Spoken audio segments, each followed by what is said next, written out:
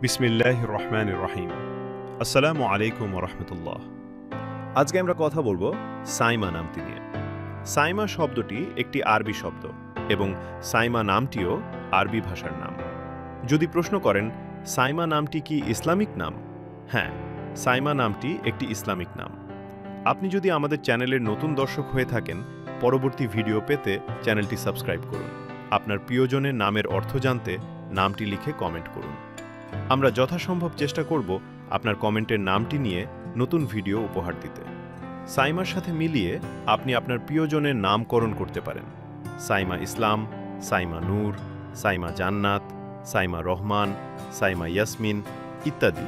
সাইমা শব্দের আরবি বা ইসলামিক শরিয়া ভিত্তিক অর্থ রোজাদার নারী, সিয়াম পালকারী, ধার্মিক নারী, ইবাদতে আগ্রহী নারী ইত্যাদি। আজকের মতো এ পর্যন্তই। দেখা হবে নতুন কোনো এপিসোডে। আমিন।